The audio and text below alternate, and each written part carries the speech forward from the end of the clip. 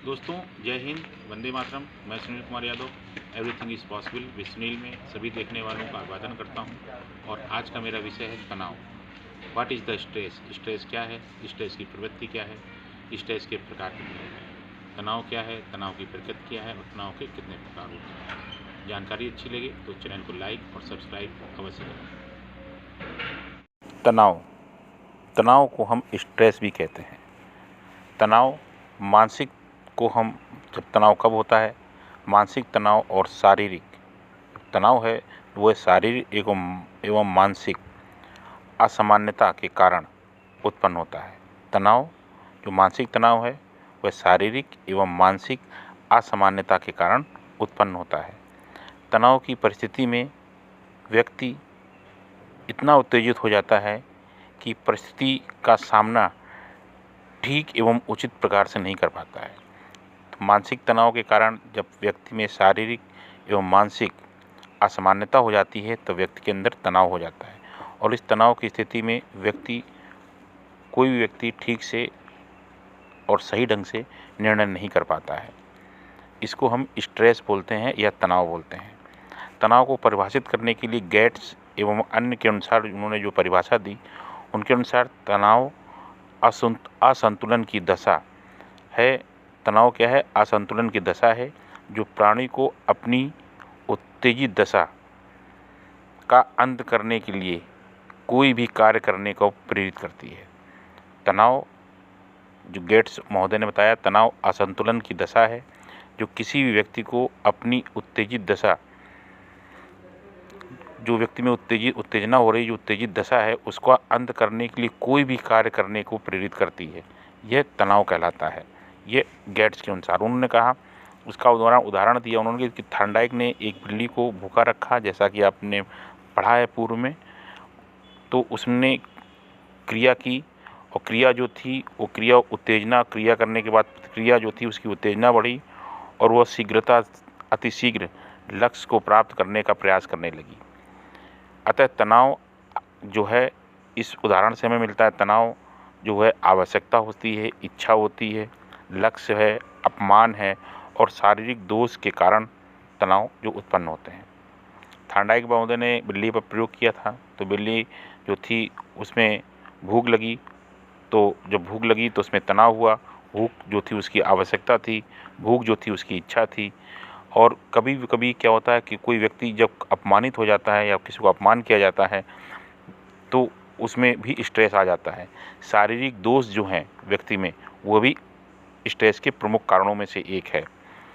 Elliot के अनुसार तनाव से हमारा अभिप्राय किसी संघर्षात्मक परिस्थिति से है जो विरोधी या विपरीत मनोवृत्ति को उत्पन्न करती है। ये इलियट महोदय ने कहा। तनाव की प्रकृति क्या होती है? तनाव की प्रकृति क्या है? मानसिक तनाव को मानसिक द्वंद्व या मानसिक संघर्ष के नाम से भी पुकारा जाता है। जब व्यक्ति के मानसिक द्वंद्व या मानसिक संघर्ष होता है तब भी उसको हम मानसिक तनाव के नाम से भी जानते हैं। यह तनाव पूर्ण रूप से मानसिक होता है और व्यक्ति जब तक किसी निश्चित उद्देश्य को प्राप्त नहीं कर लेता है तब तक उसमें मानसिक विचारों का द्वंद्व या अंतर्द्वंद या संघर्ष चलता रहता है। यह है मानसिक तनाव की प्रकृति। व्यक्ति में जो अंतर्द्वंद होते हैं, व्यक्ति में जो मानसिक विचारों का संघर्ष होता है, उससे जब तक वो हट नहीं जाता है तब तक उसमें ये क्रियाएं चलती रहती हैं। ये मानसिक तनाव की स्थिति है। तनाव के प्रकार क्या होते हैं? व्यक्ति अपने को दो धनात्मक कर्षण शक्तियों के बीच पा सकता है अथवा दो ऋणात्मक कर्षण शक्तियों के बीच पा सकता है। यह हम अभी आपको आगे बताएंगे कि धनात्मक और ऋणात्मक कर्षण शक्ति क्या होती हैं, अथवा धनात्मक और ऋणात्मक कर्षण शक्तियों के बीच में मानसिक तनाव एवं संघर्ष को जीव और पर्यावरण के बीच अन्योन्य क्रिया के रूप में समझना चाहिए। इसको कर्ट जीवन ने अपने सिद्धांत फील्ड थ्योरी में बहुत अच्छे से बताया है। मानसिक तनाव के जो संघर्ष है उसको हम तीन भागों में बांटते हैं: उपागम संघर्ष, परिहार संघर्ष और उपागम परिहार संघर्ष। अब उपागम संघर्ष क्या है? उपागम संघर्ष तब उत्पन्न होता है जब दो ऐसे धनात्मक लक्ष्यों में संघर्ष होता है।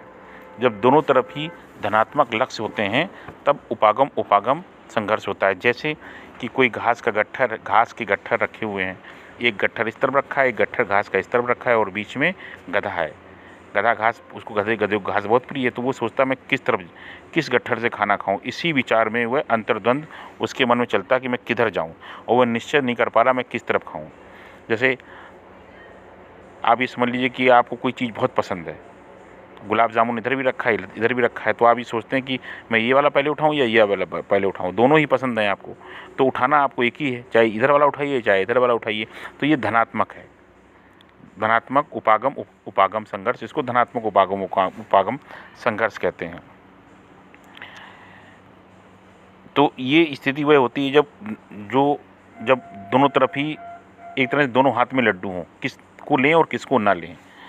जैसे कोई बालक क्रिकेट भी खेलना चाहता है एक ही समय में और एक ही समय में फुटबॉल खेलना चाहता है, तो ये संभव नहीं है। तो धनात्मक ये होता है कि दोनों हाथ में लड्डू हैं, हम किसको लें किसको ना खाएं। अब परिहार और परिहार संघर्ष नंबर 2 आता है, परिहार और यह स्थिति होती है ऋणात्मक। इस प्रकार के संघर्ष में 2 ऋणात्मक संघर्ष व्यक्ति के समक्ष होते हैं। 2 ऋणात्मक संघर्ष होते हैं। जैसे मान लीजिए कोई व्यक्ति पढ़ना नहीं चाहता और फेल हो जाएगा, जो पढ़ेगा नहीं तो फेल हो जाएगा। और कोई व्यक्ति सिपाही युद्ध में ना मरना चाहता है और ना ही नकारा साबित होना चाहता है। तो ये जो संघर्ष की स्थिति होती है, ऋणात्मकता जो होती है, उसमें अनिश्चितता बनी रहती है। तो ये ऋणात्मक और ऋणात्मक जो संघर्ष है, इसको हम परिहार और परिहार संघर्ष कहते हैं। उपागम और परिहार संघर्ष, उपागम परिहार मतलब इसमें एक तरफ तो ऋण होता है, ऋणात्मक संघर्ष होता है, और एक तरफ धनात्मक संघर्ष होता है। जब एक ही समय में व्यक्ति किसी को चाहता हो और किसी को घृणा करता हो, जब कोई व्यक्ति किसी को चाहता भी और घृणा करता है, एक समय में संभव कैसे हो सकता है। कोई व्यक्ति फुटबॉल भी खेलना चाहता है और वो सोचता है वहाँ चोट भी ना लगे। तो ये उपागम और परिहार संघर्ष है। दोस्तों, ये था तनाव का। आपको जानकारी अच्छी लगी हो, चैनल को लाइक करें, सब्सक्राइब करें। जय हिंद, वंदे मातरम।